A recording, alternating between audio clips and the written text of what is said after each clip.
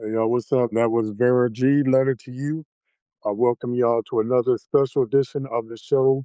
Today, we're shining the spotlight on a talented, versatile, and incredible hardworking woman who has built a career across music, television, radio, publishing, modeling, acting, and event production. Born and raised in NYC, Lower East Side. Our guest discovered her love for music at just 7 years old. Since then, she has spent more than 15 years developing her artistry and creating music influenced by R&B, pop, soul, hip hop, and Latin sounds. She is an award winner, recording artist, author, actress, model, producer, radio personality, television host, promoter, and the creator of the Vero Spotlight brand.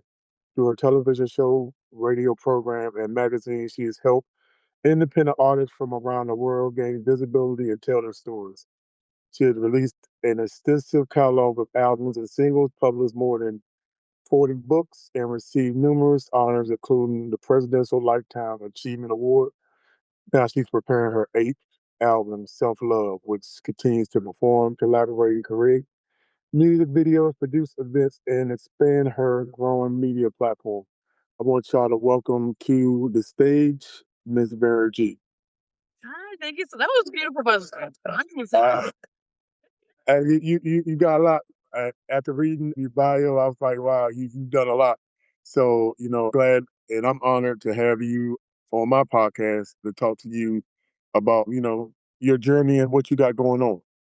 Yes, definitely. I'm honored, and I'm just excited. So I'm ready. I'm ready.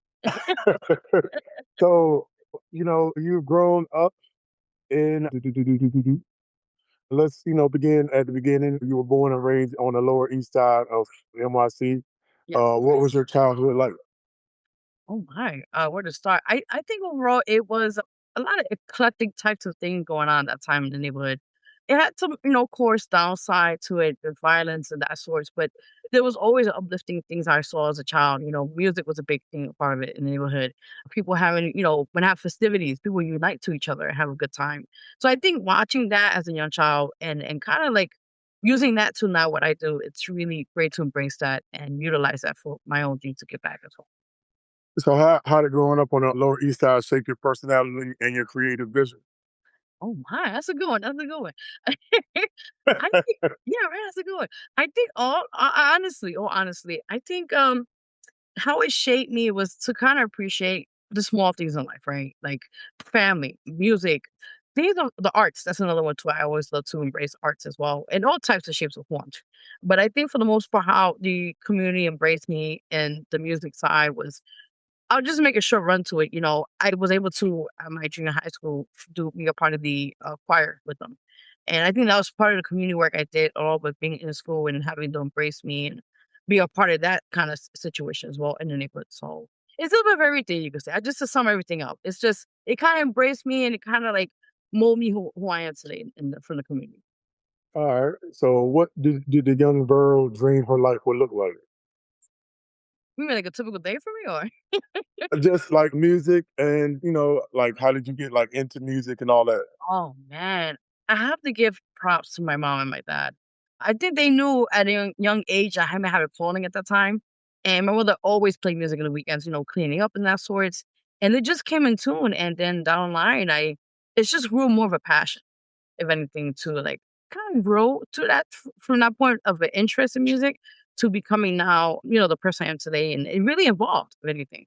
So I think my parents really instilled that in me at a young age to be like, you know what? If you got something, go all the way for it. Yeah, true. I feel the same way because there's a lot of independent artists that want to go get out here and want to make a name for themselves, and sometimes it gets hard, and you got to put all your energy, your money into it. So how what would you like from your experience advice you would give to a young indie artist that's trying to get out here in the game? Oh my God. There's a lot of things I could get though, but I'll make it short. From the experience I've been through, oh my God. Overall, I will say there's three elements I feel any artists out there watching later on who are upcoming, who are just starting out. I think one of them is, of course, be humble. A lot of times I see artists that come and go that just have that biggest ego trip. And I realized you have to stay humble. That's the biggest thing. People have to understand that. I think that's one of another one, of course, I will say is be consistent, always working hard, always pushing out content, always just love what you do, put it out there to the world to see, or keep working on yourself, no matter what you're doing. And the third one, I think to me, the biggest one I think really will help a lot of artists out there is building a great team or a network of people that support you and want the best from you as well. So by you saying that as well, what kind of challenges have you faced starting out? Oh my God. I guess from the very beginning, it was the self doubt for me because at that time, it was like, when you go through situations in life, you feel like, should I really take that step to like kind of tap into that kind of world, or am I ready for? So with that moment, I felt like I wasn't kind of ready, but I wanted to kind of test it out. So that was one of my issues for myself. Down the line, of course, is lack of support or team. Like let's say family members or friends were kind of like, oh, you're not gonna make it, stuff like that. And that kind of like put a little part into that motivation I kind of need for myself. Another thing I will say is financial. That's a big one too, as well as being Right. an artist. I like people to know, like you have to, like you just mentioned, you have to invest in yourself. You have to be going out there, facing people and interacting. Either when it comes to showcases, either coming to meet and greets, or whatever the case may be. You have to be your own person to make sure you're getting heard out there anyway, shape, or form. So I think that's a lot of things hurdles I had to go through personally at that time. And I learned down the line because it's like a formula for me. And I realized after learning through those trials and tribulations, I'm like, okay, now I know what works for me, what don't work for me. And I learned from that at that point, from that one. Yeah. So, because after reading your bio, I mean, do you ever like take a moment to just sit back and just think about like where you came from to where you at now, and just like because I know you're doing a lot, but I always ask artists, do they take that moment to just sit there and just reflect on the accomplishments that you had since you started in the game? Yeah. Around 2 years ago, my mom passed away. And I would tell you, no lie to you, after she passed, it took me time to really self reflect, forgive me, and look back of the things I've encountered in the very beginning into even becoming an artist, like later on that time. Cool, but like prior to that, very true beginnings of who I am at that time. And I saw how my mother really influenced me a lot. And when she passed away, I was like, wow. And when I looked at the, things I had to go through, showcases with mics, work with various peoples at that time. And I was like, wow, I really have come a long way. Really. And it took me that moment in my life to kind of sit back and look at everything. So, I read your bio and you had a choir. How was it to be announced that you guys were first place winners? Oh my God. I feel like I was on cloud nine. I never won anything, by the way. Oh, I never did. So it was like, oh my God, I get to win something and take it home. So it was kind of an interesting kind of situation going on at the time. And I never forget, true story, that same day, my dad, with the building he lives at the time, the school's not that far, so I had to go around the building so he wouldn't see because he used to be in the stoops. So right. I would go by, I'm hiding, and I have it's a big trophy, by the way, too. And actually, I have it in the room. I should bring it out. But I have it over here moving around, and he saw me. I'm like, he was like, "Oh my God!" And he's still crying, and he's like, "I won!" And he used to give me a big hug, and just those moments really capture most what I do now. But it's just those moments really, really made me just appreciate it. All right. So, I see as well later on you had the opportunity to work with the Al Sharpton Choir, also known as the Chains Choir. How did that opportunity come together? Oh my god. Okay, so this happened a couple years ago. I think it was around because I think it was like over 20 something years ago. My at the time my child's father, I think he has an AM station, Al Sharpton, so and or something. They were promoting, they were looking for like I guess choir members, they were looking for talent, da, da, da, da. I said, oh, he was the one that put me. He said, hey, listen, once you give a try it out. So they were looking for auditions at the time. So I was like, you know what? It was at the National Action Network, which is on 145th Street. And I was like, you know what? Let me go give it a shot. So I went to the auditions. Of course, there was other people there, very talented, doing what they had to do. And then when it was my turn, of course, the nerves, it started kicking in. I'm like, oh, Right. do not do this to me now. Work with me, work with me. So luckily, by the grace of God, I remember I had to do it was like not a whole new song, but I think it was the I forgot the name of the song. It was some song. It was like it was no music acapella, by the way. And I'm like, oh fuck, I forgot the name, but I was like, all right. So I did it, and I kind of flipped a little bit, but I was like, the guy said, no, no, you're good, you're good. There were like three judges there across the table, and I'm like, okay. I left out of there with like knot to my stomach. I'm like, oh my god, I don't think I made it. I don't make the cut. I don't know. So within 2 or 3 weeks later, I get an email because I kept saying they're gonna email people if they are, selected. So 2 or 3 weeks later, I get an email from them, and I looked at it, of course, and it says, "Congratulations, you have been selected to the Al Sharpton's Change Choir thing." And I said, "What?" I was screaming.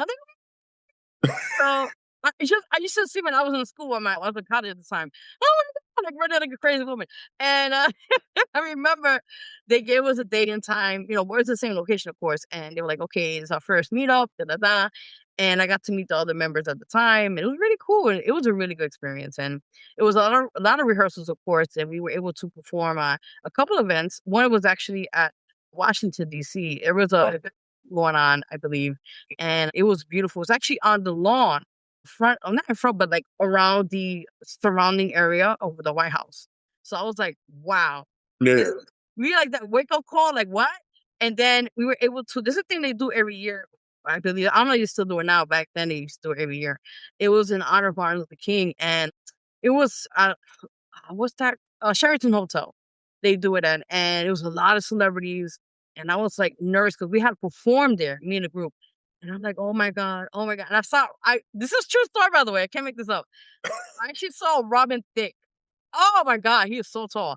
We was in a line about to go on stage perform, and he sees us, "Hey ladies, how you doing?" I'm like, oh my God. This is true story. I can't make this up. He comes up to us. He's like, "Oh, good luck, ladies. You gonna do good." And he comes up to me and he looks at me and I'm like, my heart is in my ass. I'm like, oh my God. And he's like, he gives me a kiss on my hand. I'm like, and I'm mind you about to go on stage. I'm like, is he a married man? I'm still thinking at the time. So he walked away. And I told one of the members that she started laughing. She's like, "Oh, you okay? You about to have menopause." I said, "No, no, no. I'm not watching this hand again." True story. So that's a little quick behind story with that. But yeah, we got to see a lot of great things between that time and learn from that experience. So, by you doing all that and seeing like the upper echelon and mainstream of artists that you've seen, have you ever got to a point you got starstruck, or you just was like, hey, I belong? Um, in the beginning, of course, yeah, with that experience, I had like a starstruck moment, of course, with that scenario. But I think doing this for a while, I grew to have a develop to feel like this is my home. This is where this again, like God's calling. It's not up to me; it was up to Him to kind of align everything, and it was Hmm. just for me to go through those hurdles or those situations to where I'm at today. So I think I was being tested, of course. I'm still being tested, but I think for the most part, I feel like I'm at where I'm at right now for a reason. Yeah. Okay. So, what inspires you to leave the comfort of a group setting and to pursue your own solo career? Yes. I think honestly, it was just I wanted to make a change more than anything. I wanted to make a change in my music, meaning inspiring people, heal people at all time as well at the same time. And I think for the most part, my big thing to me is help one another, right? Like we see a lot of times people are just like to themselves, they're self-centered, they don't want to help nobody. And this is why I brand my own platform, like you just mentioned a few minutes ago. Like this is why I say I want to help other artists. I want to help people. Because I know firsthand how hard it is out there just to even get your name out there, even seen or being reputable in any case possible. So I feel like with my own testimony going through certain things in life, and I kind of like wanted to gain that and put that to my help for other people, and it's Right. just a whole ball chain with that. So yeah, yeah, So let's dive into that because like pretty much, I'm doing podcasting as well, just like you are, helping artists out here because there's a lot of talented independent artists, a lot of mainstream artists that sometimes doesn't get the credit that they deserve. And so to have a platform where we can give them an opportunity to shine is incredible. What do you feel as like from like what is your reception that you get from when you help an artist that might have thought like nobody was hearing her? Yes. Down the line, when I first started doing this a couple of years ago, I didn't know what I was gonna get myself into because when you're building your name, but then you're also like taking time for yourself to kind of help other people. I was just like, let's go with the flow vibe. Let's see how this turns out. And I remember when I did the first branch with the Vero G Spy TV show. It was like over now 9 years ago. And to see the reception I have received when artists is like, "Hey, listen, when you get your next show, I want to be on it," or "This is really cool, man. We don't usually have this in New York City." I said, "Okay, well, we'll continue doing it." Because of that, people started getting more receptive, contacting me, "Hey, I want to be in your next show. When is this happening?" So then we started doing that to showcases, and then that was really good. It was a good feedback on that. And then eventually, I said, "What does artists need that eventually is part of marketing?" Radio, that's the next one. So we did radio for a little while. We're still doing that. Then I said, what's the next thing? Magazine. So when I started seeing the branch of the Spotlight brand, I perfectly understand how many independent artists need these platforms because it's very crucial, especially they trying to get their name out or being seen. And a lot of times, the independent market, it's unfortunately is what it is. Yeah, You don't get a lot. A lot of times, even we're limited and the podcast world because we only could do as much as we can. yeah, We have like a sponsor or a backer to kind of invest in more what we could possibly be more visibility. So with the artists, that's why I felt as being an artist myself, I was like, you know what? I want to be the one to at least give them a little push, if anything. right, And to see the times of artists is like after I do a show with them or we do showcase, whatever it is, to see that there's times they'll contact me like the next following day or so, "Hey, listen, man, you just made my day," or "Listen, you just really changed my life," just being seen, or I will get like messages from that, and that really I will cry because right, it's like, we live in a society where everybody's about themselves. true. And to see like people like ourselves that want to just genuinely help people is rare. And I feel like when just people like the artists whoever will like contact me in a DM or like on a Facebook or Messenger or whatever the case may be, and they're like, "Oh, listen, man, that meant so much to me." And I don't know artists when I was doing showcases, no lie to you, they will come from the DMV area, they will come from Canada, they're Hmm. coming all over the world to like literally like states and state because they heard what we're doing showcases down here in the city. And to see that's what I'm talking about, the reception you got. Like people that don't even know you but heard about what you do. It speaks volumes. And I think that's why I continue doing what I'm doing now, because I want to continue just helping many people as possible to get the opportunity. So by that being said, like, cause I've been pretty much doing this for I think almost a year. Oh, cool. Awesome. Congrats. So just like you, I have my radio station pushing music and stuff. And sometimes like I guess like this probably might be something for to help me as well for and advice for like me starting out trying to do multiple avenues. Like, what advice would you give somebody like myself that's like trying to get into like multiple avenues of podcasting, radio, pushing music, trying to getting shows on your station and stuff like that. I think the first thing is you have to believe in yourself. That's the biggest thing because Right. nobody's going to believe in you but yourself. That's the biggest thing you have to like learn on that on your own. I learned that to me a while, but I think if that is your foundation, like, okay, I have to believe in myself, what my brand is, and how far I could go. That's one thing. I think another thing is always I say updating your brand, as they call it, like having new different types of things, graphics, different sounds, or like putting ads. Ads is another great way too as well. Put your ad out there so people could be like, "Oh, that's cool. What they do," and then they contact you, and this is what the services provide. So that's another way you can say networking as well. It's a big one. Right. Um, I think another thing with the radio part, this is good because I did work with AM before, and AM they're very iffy because remember it's run by FCC. So Right. like with that, you're like kind of like not yourself, you're kind of limited. You can't. It's like you're having a clean version of yourself, right? Right. So yeah, that's what the only thing is. Kind of, it's good you'll be on more visibility with AM or FM, but the thing is they have very strict rules, and if you don't go into their kind of like situation, it could be a lot of issues. So I think that's the downside to it. But the Right. upside to it when it comes to podcasting, like here, you're able to speak how you feel. You don't Right. have to have people like kind of like micromanage you in a sense. But if you Right. want to do, let's say AM or FM, I think that's great because of visibility. and you get more audience of listeners as well, and your brand expands. So I think it's a lot of pros and cons what you want to do. But I think in general, like anything you want to like expand your brand, go all the way in it. You know, you know, forgive me, promote yourself. You know, you're like your own marketing tool, right? So Right. True. go out, yeah. So go out there, meet people, network, especially when it comes to any kind of networking events, particularly with like the field you're in. Do that. Try to talk to people, like online, who knows the case may be, and they, oh, you do music. Oh, by the way, I have this. Okay, and then you guys work out the details, and then everything's good. That's how. And then word of mouth. That's another big thing I want to let you know. Word of mouth is really, really crucial, especially in the music scene. So let's say, hey, I had a great experience with this person. It was radio or whatever, showcases, whatever. That means now they're gonna tell their homeboy or homegirl who was also an artist, hey, can I go on their stuff too? It's so many elements, but I think these factors will really be helpful to growing what you're doing as well. I appreciate that.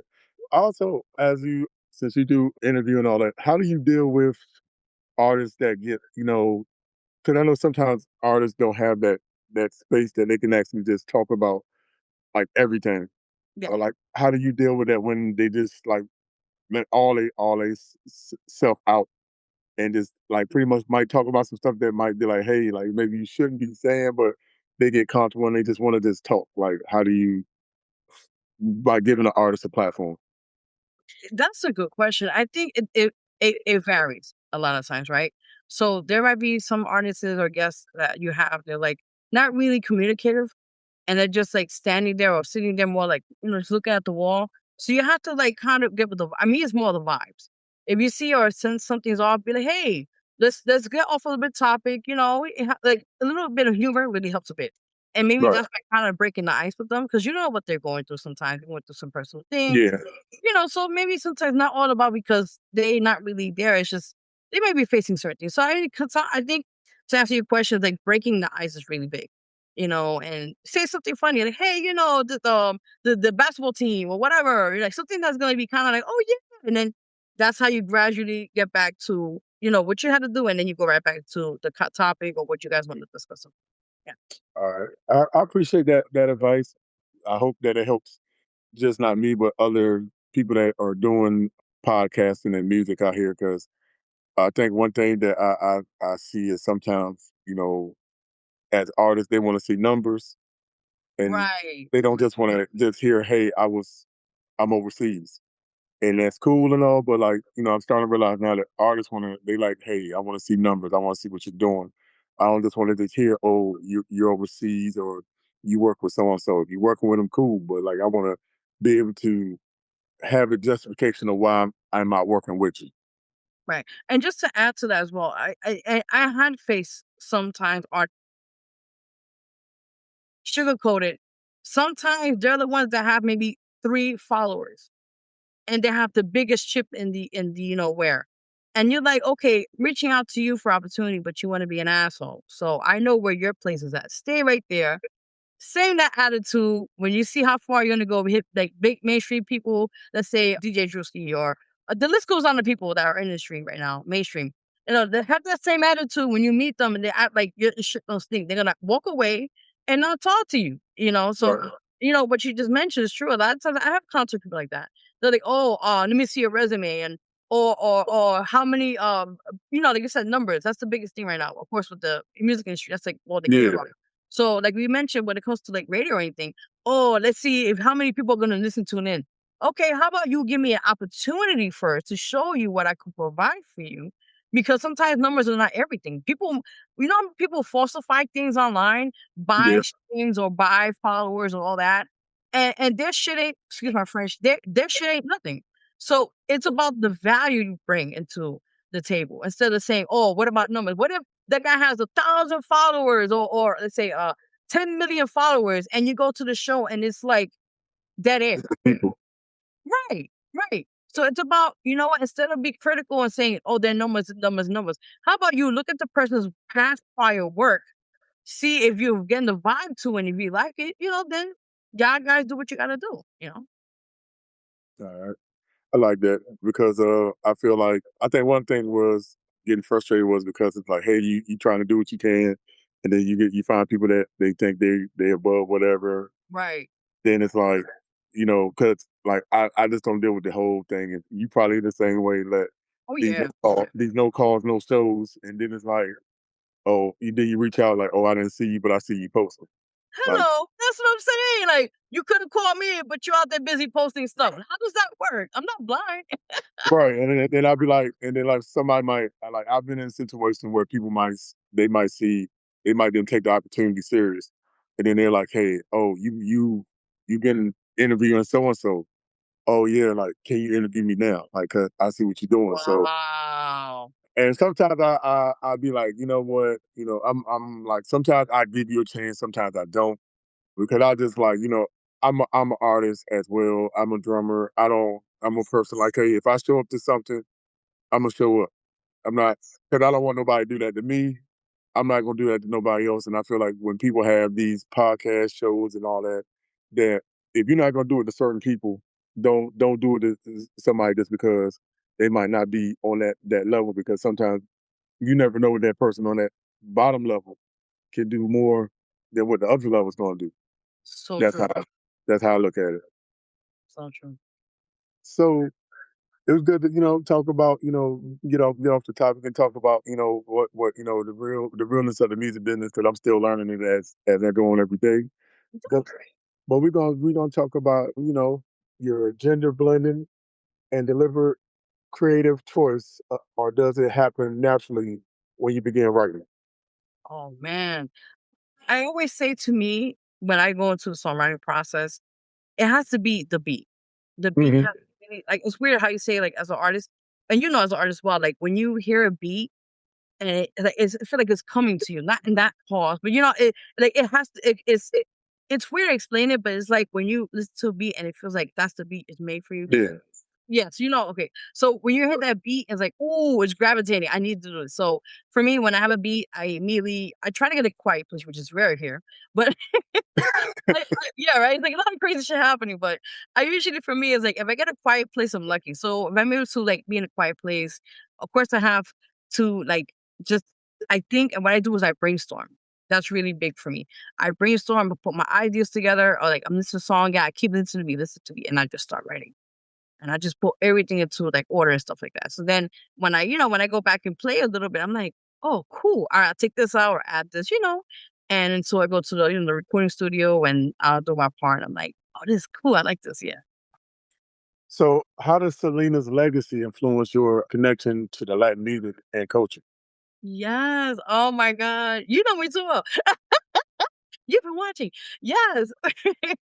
So pretty much, since I has been a little girl, I'm always like I said, music was always part of my life, even as a young kid, at home and stuff. And I think out of all the artists I kinda, like, tune in, she was the one that really stood out to me the most. And why was that? Being a Latina myself and seeing her kinda cross over, because she was actually the first Latina, well, Right. at that time from cumbia to now, as they call it, like, American or English, they call it crossover. Right. And to see, like, she have even though unfortunately her timing, she passed away, her on unfortunately that time, but I Yeah. think what she left was a legacy. And to see her work ethic was amazing. And to see how she gave back and she cared about people. A lot of people don't know that. Besides the music side, she gave a lot of back to community. She's nothing for the kids. She Right. did a lot of charitable work.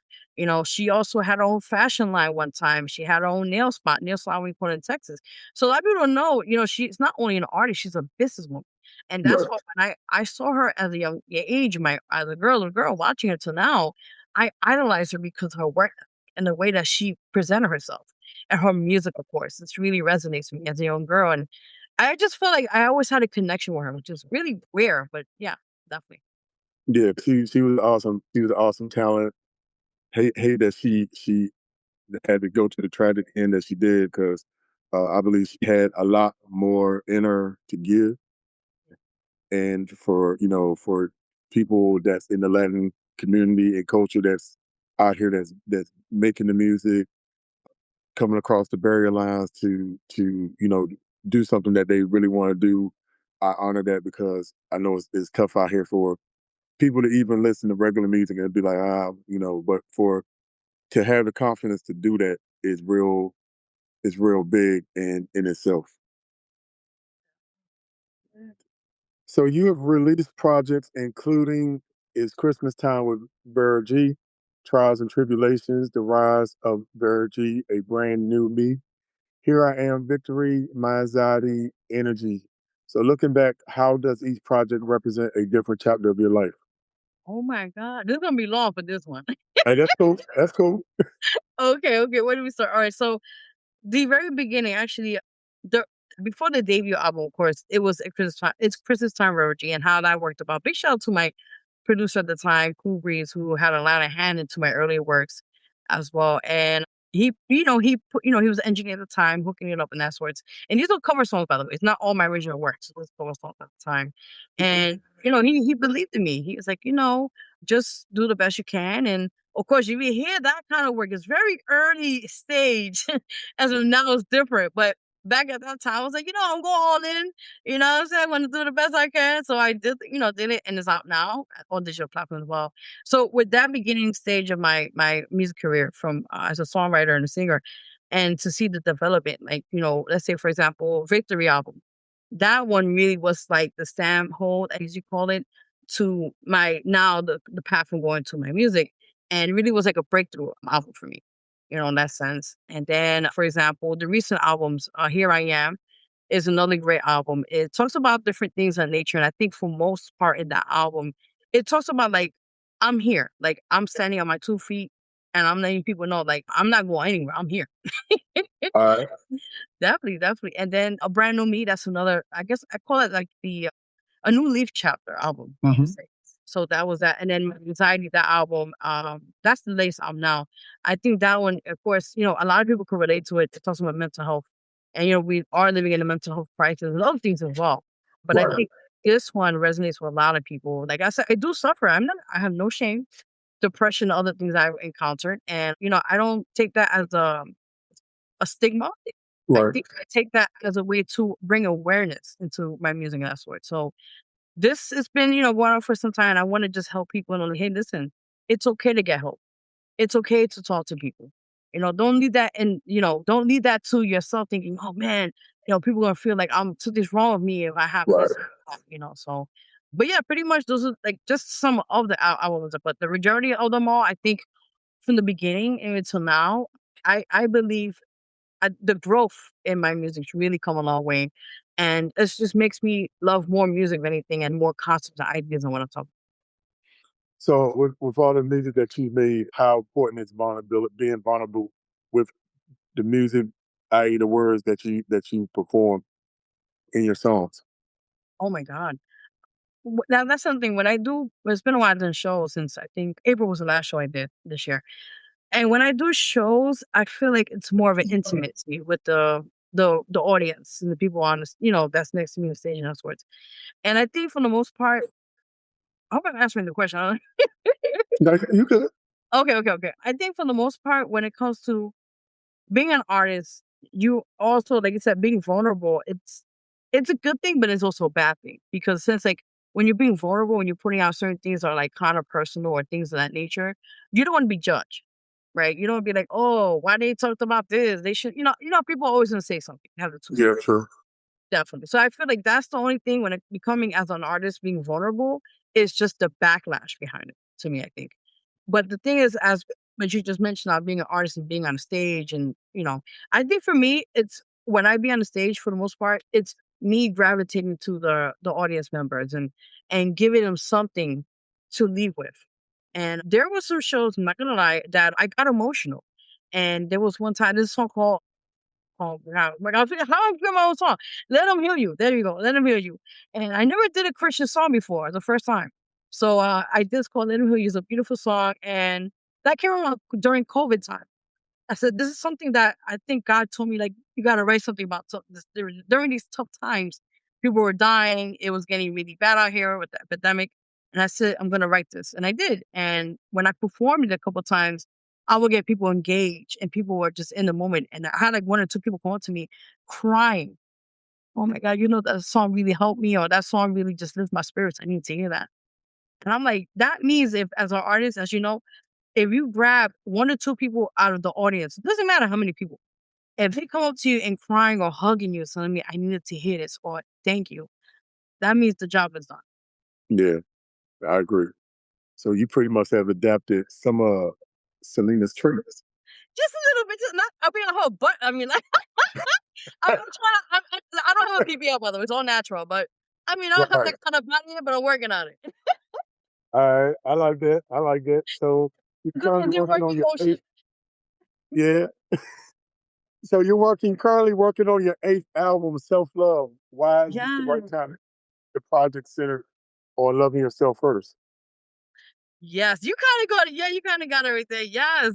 Like I said, every album or song I put out is something, I guess, a part of me, you could say in essence, kind of with the song itself. But this album really means a lot to me because I know a lot of people can relate to it. Self-love, loving yourself, taking care of yourself for once, looking out for you. Because a lot of times, we live in a society again where people is about themselves or whatever case may be, but it's never taking time for yourself to reflect on who you are. So I think with this album of self love, it's going to talk about a little bit of different things, but of course, the main concept is about loving yourself. All right. So you have also you've done a lot of work in your short life. So your work has been recognized by several organizations, including the SITA Awards, the LDM Music Awards, the Europe Music Awards, and the BIA Awards. You've also received a Presidential Achievement Award. What does those recognitions mean to you? Oh man, I think I'm a type of person, which is rare to say this. I don't like receiving. I'm more of a giver. You could say that. Hmm. So when I do receive these accolades or awards, I do take it for me. I take it as a biggest honor because the thing is that, when you're a person, like I said, when you're always giving, giving, giving, giving, you don't accept anything. You're just like, no, I want to just continue helping, making other people feel good. So when I receive these amazing accolades, I just feel like something what I'm doing is good, is happening good, and I just want people to know, like, listen, don't give up on yourself, and if you get these beautiful blessings, I call them blessings, just know that you're on the right path. Right. So what was the most important award that you received? Oh my God, the President's Lifetime Achievement Award. That one, I was on my ass when I found out. I was like, "What? I'm an honoree and I'm getting this?" I didn't expect it at all because I was like, "Huh?" But you did it though, so Oh, I appreciate it. It really. I tell you that night I cried when I got home because it was like, just the thought that you're doing good for the community, doing good for the world. You're always sacrificing so much for other people, and to see that now that recognition is being seen, and you're like, wow, I'm still gonna keep doing my thing. Ain't gonna stop me. right. Yeah, yeah. So for more than 8 years, you have hosted your own television program, the World G Spotlight TV show. What motivated you to create the show? Oh my God. I have to give a big thanks to my producer, JMPI Media.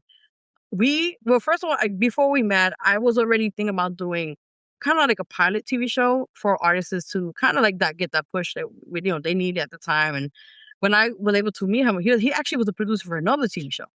And we just talked, and he was just one day was like, "Hey, this is how idea to do this." I'm like, it's funny because I had the idea too.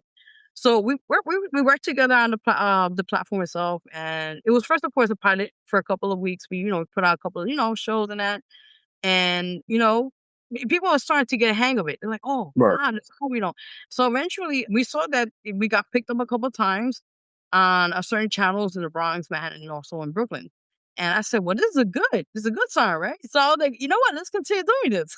right, And to see like the involvement, I mean the involve of the platform has grown, right, and to the point where we'll be making, I think, our ninth, I think this October, I believe. So yeah. So we took a little hiatus, we took a break because there's a lot of stuff going on right now, but we'll gladly would like to go back and continue making more shows. So right.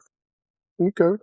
So you've also entered the radio market with the Vero G Spotlight radio show, yeah. featured appearances on DTF Radio, MPAT 9:30 AM, Who's Next, NRCR, NRC, NYC Radio, Virgie and Friends, and Yes.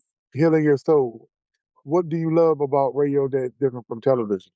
Oh my god, where to start? Oh gosh, it actually is funny, true story before I get into that. Years ago, I was, like, in my teenage years, and I always had to me, Angie Martinez was, like, my idol into radio, as they say, Right. and watching her and listening to her, how she interviewed people when afterwards, and I was like, "I think I may have a calling for that too, I don't know." So, now looking back, I was just funny just saying that because it makes all connections to what it is now, but for me, radio, I think one thing is TV is great because, you already have a structure, you already have kinda, like, how to things get done, but with Right. radio, you're more, like, relaxed, you still have notes, you still have to have a structure, you still have to have things in order. But I think for me, radio is more of my home for me, which is rare. Because I'm like right now we're talking and we're having a good time. And it's being natural and having a good time, talking to people, have amazing conversations and Right. engaging as well at the same time with the viewers, listeners, and whatever you're putting out there. And I think that's the biggest thing for me. That's why I've been doing it for many years and I'm like, I'm loving it. Like, especially online, this is my go-to now. Right. Because it's convenient. People like, let's say they go far from those, they're able to come in person to your show. This is another great way you could just interact with people. All right. So you've done a lot of work. You also worked as a model appearing during the New York Fashion Week, walking runways, participating in photo shoots, and being published in the magazines. What attracted you to modeling? Oh my, where do we start from that one? I don't think it's too much away. I guess you could say from the very beginning, I was like around my teens. I think around like 16, 18, around that, 16, 17, 18, around that dynamic. And people are like, oh, I take pictures, like just regular pictures. They're like, you're photogenic. And I'm like, what does that mean? They're like, no, you have a natural thing for like taking pictures. I'm like, that sounds like a plan. Maybe I could try something with that. We don't know, right? So down the line, I knew a few photographers here in New York City. I was like, hey, let's do it. It's a trade. I forget it's a way to break it down. It's TPD or something like that. Where it basically like you get the photos for free, but they trade it to have use it for their like portfolio. So I Okay. was like, cool, no problem. So I will do a couple photo shoots here and there, and I will look at the final product. And I'm like, yeah, this is nice. I think this is something I want to really pursue. And so since that point on, I knew a few other people in the modeling world. I'm just going to that for modeling world stuff like that, and I was just like, yeah, I'm loving it. I was doing runaways. I was doing like little shows here and there first. You know, just getting a vibe to it, and Right. I got stories for days about certain things I see in modeling show, but I'll keep that quiet. I'm not my business. I don't pay no mind to that shit. I just be like, I'm here to do my thing and get out. So to sum it up pretty much, it was a great experience. And then, the opportunity to actually work, I think I done three times for New York Fashion Week, which is amazing because, to be recognized as a model and then to be selected to do that, it's like, wow, that's my high moment right there. So Right. I didn't know designers. I knew a few of the designers, like local designers at the time. But I put the clothes on, they don't tell me what to do. And I was on that runway rocking it, like, yeah, and the reception was amazing. They're like, oh, you a big girl? Yeah, big girls could walk too now. I'm like, yes, we got a strut too, right? We got Yeah, true, true, true. I agree. right, right. So I was killing. They were like, yeah, go get her. So I was like doing my thing at the time and that. And yeah, it was great, great. I mean, actually was one of the shows that did I forgot what it was, a church in Manhattan. And it was like one of the oldest churches. I forgot where, but it was Manhattan. And I got the chance to meet the sister of Laura Valad. Her name is Lauren Valadez, I think was it. She used to be undercover the actress. She's like a lot of shows she's done. Her sister was actually walking with me one day, and she was like, "Oh, my sister's there." And I'm like, "Oh my god, that's the actress, a famous actress." And I was like, and I didn't say that still quiet. I was like, "Hey." And then I walked away and stood backstage. So it was just a little quick story to that, but yeah, it was just great. I mean, to me, it was like liberation. Being on that when you walk on that runway, you're not focused on anything else but the music, walking, showing off the outfit we're wearing, and then go back. That's it. I like that. You also known throughout New York City as a host, promoter, and an event producer. You have worked with venues including Karma Lounge, Sea Lounge, Norican Poets Cafe, Brooklyn Music Cafe, and Harlem Bar and Grill. What does it take to produce a successful independent music event? my god, patience. Patience is the biggest key I'm gonna consider that right now. I think to sum it up, a big shout out to again the guys in the back over there. My business partner, J Empire Media. DJ Lama. Oh, I'm sorry, DJ Lama. Okay, he has put it in there. Just do a little plug there for him, right? So apparently we work together besides the TV show, also with the showcase with Netflix. And we had some interesting moments where it was like we had to pull teeth to get shows done. And not in a bad way, but there were times where like there was sometimes artists that were on the bill that were supposed to be there, and it was like the managers had to come in. And you know what that goes with. They want Yeah. money. It's always some political stuff behind it. So Right. but we encountered that a couple of times, but the majority of times it was really great to see people come to show support, when we did these shows in these venues, and to see just people uniting together, which was my biggest thing. Which I saw that and everybody having a good time. Music was great, the performers were doing their thing, people were networking, and to see the people that just love what they're doing and being that same kind of like, that kind of world, you could say Yeah. was really, really dope. And like to see like when I left the shows, when you're doing shows, it's late nights. So Right. if you like finish at 2 in the morning, 3 in the morning, and when we go home, I'll be tired. I'm not gonna lie. But the next following days we'll get like inboxes from artists or whoever, and they're like, yo, man, that was a great show. When's the next one? That means like, okay, that means they love the show. So we gotta do another show. Right. True. Yeah, but it was listen, it's as being a promoter and doing shows in New York City, you're gonna have some good days and you're gonna have some shitty ones, but you have to make the best of it. Facts. So, as music, television, radio, acting, modeling, and event producing wasn't enough, you're also an author of more than 40 published books. God damn. Let me read this again. You are also an author with more than 40 published books through Amazon, Barnes and Noble, online, and off and other outlets. Where did your passion for writing come from, and how long did it take you to publish 40 books? Oh my. This was a couple years ago. I started out with poetry is my biggest thing too, by the way. Okay. Besides songwriting, poetry is always I always say my English teacher, I forgot her name, forgive me. She kind of inspired me a little bit. She was like, when you write poetry, it also turns to songwriting. I said, oh, cool. So that's how it started with me years ago. But poetry is always like an escape for me, like write down things and stuff. So my mom, again, she always influenced me in this. I used to look at her poetry book. She used to be a poet as well. And I would like vision myself in the poetry. And I'm like, oh, this is cool. Yeah, yeah. So when I started doing it myself, the poetry, it'll take a little while to kind of adapt to it, but it gave me more time to kind of visualize what I wanted to write about and put it to effect. So with that in mind, I remember my first book, it was called the one that was called My Life Journey. I think that was the first one, yeah, My Life Journey. And I remember it was actually poetry. I was first starting out write poetry books and that sorts. And I saw a few people like buy it or like support it, like, a few friends on my Facebook. Oh, that's cool. I like it. So I was like, you know what? What's the next thing I want to write about? And I was like, you know what? Let me write a book about myself. It was a very short version of it. And it came out to be called An Autobiography of Vero G.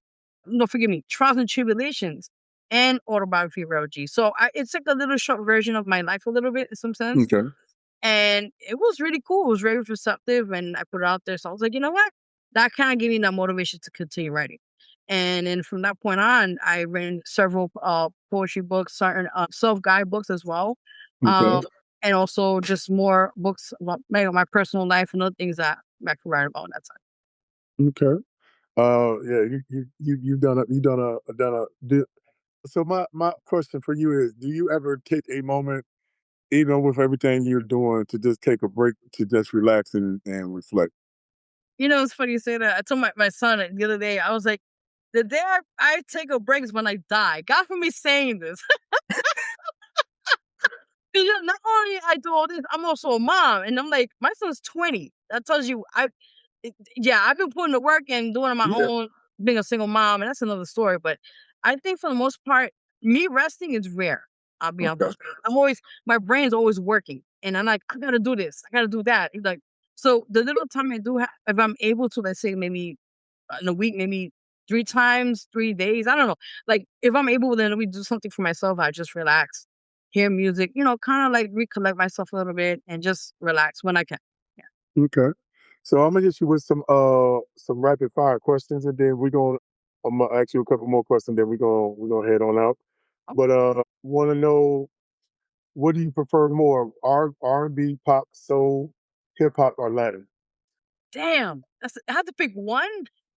I'm gonna give you, because you do a lot.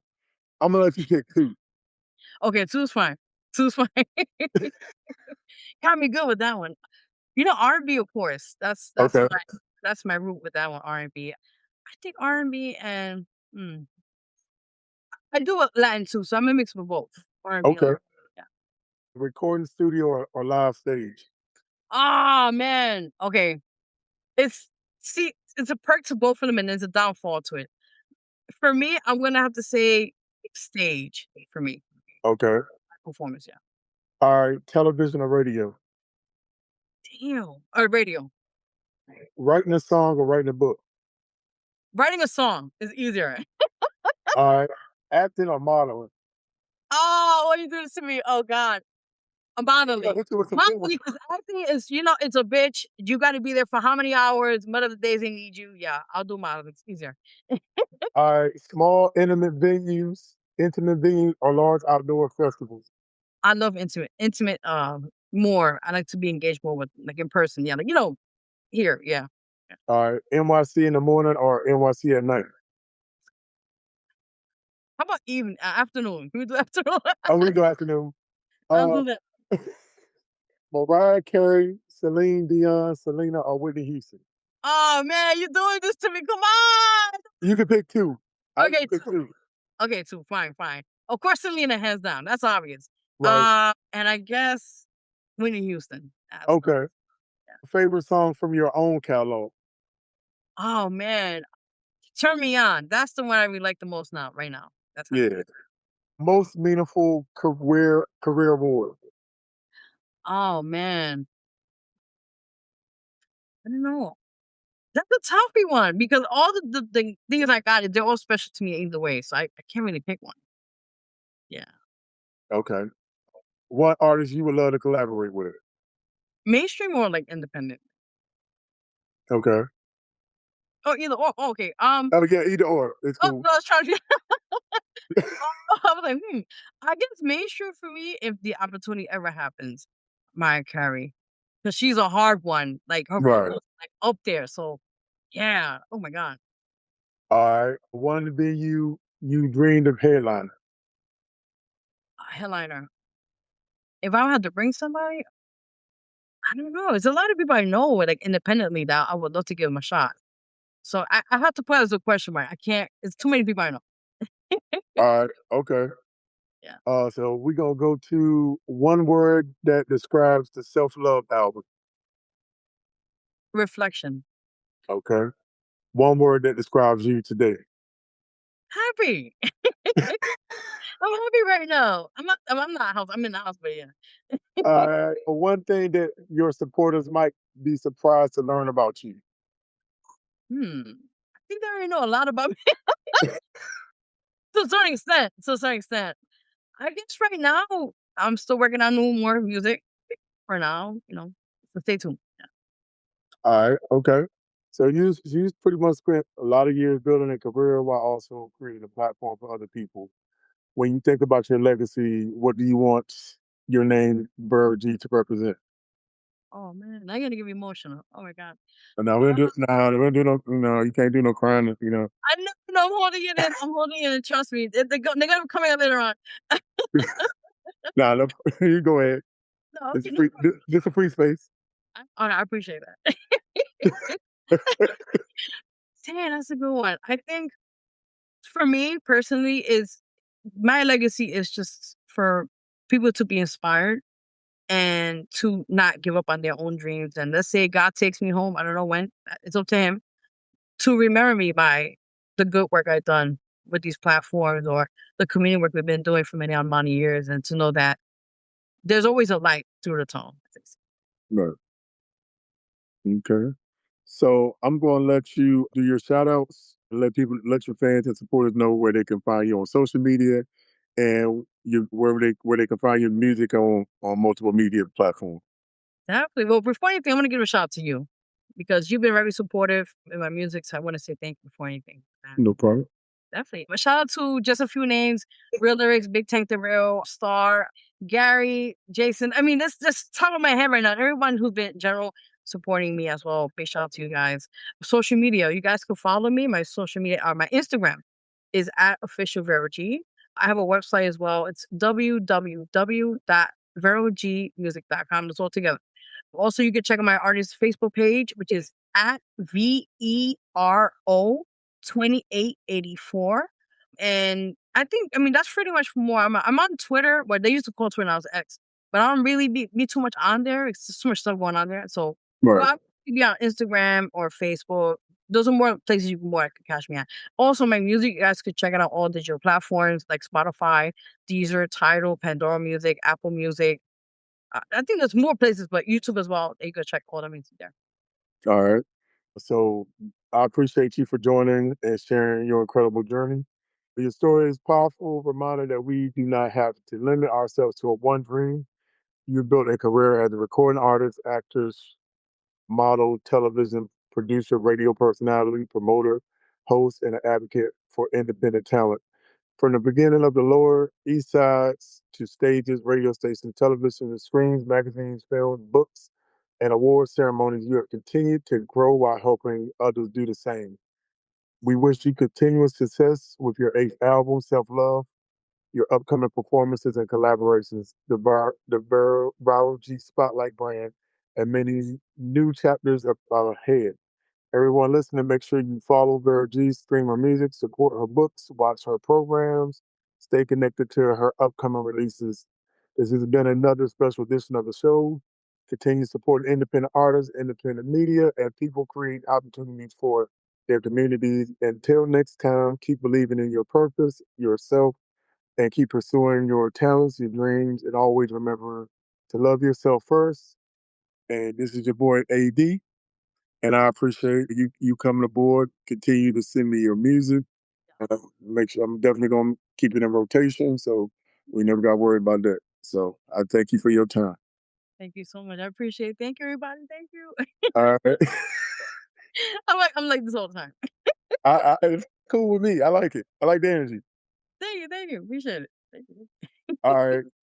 So I'm after everything I see the video, and then I'll post some snippets of it on IG. Okay. Thank you. I appreciate it. And thank you again. Means a lot. All right. You take care. You take it. Bye. All right. I think oh, I see. I see. Okay. Bye. Bye bye. Yeah, I was like, where am I going?